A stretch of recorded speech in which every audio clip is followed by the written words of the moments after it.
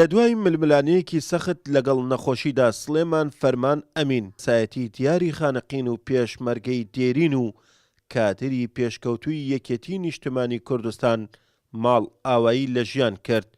لە مەراسیمێکی شایستەدا و بە ئامادەبوونی هەڤاڵ شێرکۆ میروەیس ئەندامی سەرکردایەتی و لێپسراوی مەڵبەندی هەشتی خانەقینی یەکێتی نیشتمانی کوردستان و محەممەدی مەلا حەسەن قایمقامی خانەقین و نوێنەرانی حزبی و حکومی و ڕێکخراوەیی و هاوڕێ و هاوسەنگەرانی لە گۆڕستانی باوە مەحموودی شاری خانەقین بە خاکسپێررا.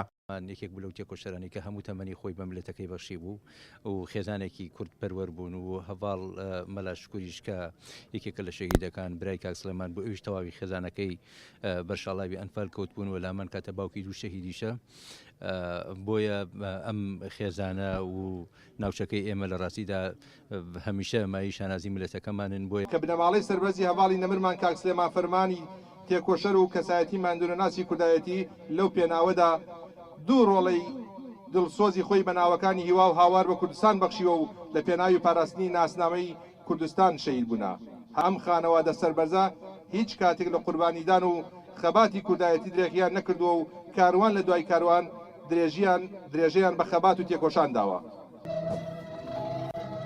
ڕێ و هاوسەنگەرانی ڕۆڵی نەمر سلێمان فەرمان ئەمین لە کاروانی خەبات و تێکۆشاندا بەرز دەنرخێنن کە باوکی دوو جگەرگۆشی شەهیدە و 5 ئەندامیش لە بنەماڵەکەیان ئەنفال بوون. سلێمان یەکێک بووە لەو کەڵەپیاوانەی ناوچەی خانەقین و دەوروبەری کەلار دەورێکی ئەساسی بووە، هەم کادرێکی یەکێتی نیشتمانی کوردستان بوو، هەم کادرێکی کۆمەڵایەتی بوو لە خزمەتی کۆمەڵانی خەڵک بە عەرەب و کورد و بەشەکانی تری ئەم وڵاتەوە.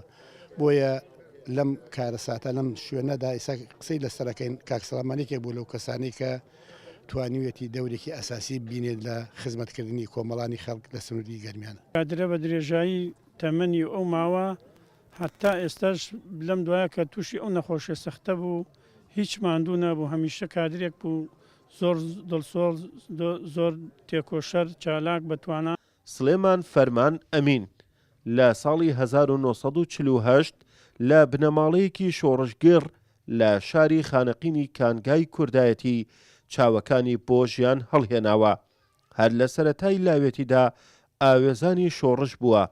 لە شۆڕشی نوێی گەلەکەماندا دەستی بەکاری خەبات و تێکۆشان کردووە. لە ژیانی کارکردنیدا چەندین پلەی جۆراوجۆری پێسپێرهاوە و سەرکەوتوانە ڕایپەڕاندووە. برای شەهیدی فەرماندە مەلا شکوری نەمرە، دوا پلەیشی لێپسراوی کۆمیتەی ئازادی بووە لە خانەقین. بنەماڵەکەمانەوە دەستخۆشی لە هەر حزب و لایەنە سیاسیەکانەکەم لە هەر دام و دەستگاکان بەگشتی بە تایبەتی مەڵبەندی هەشتی خانەقین هاوڕێکانی کاک سلێمان فەرمان کە باوکی منە لە هەرکیەوە هاتوون لە دوورەوە لە نزیکەوە دەستان خۆش بێ و هیوای سەرکەوتن بۆ هەموو لایەک. تەمەندرێژی بۆ هاوڕێکانی باوکم و هەموو ئەو کەسانێک کە ئەرک و ماندویان کێشاوە و دەستان خۆش بێ و زۆر سوپاس. بە مۆشەخانی گەلی کوردستان خانەقین.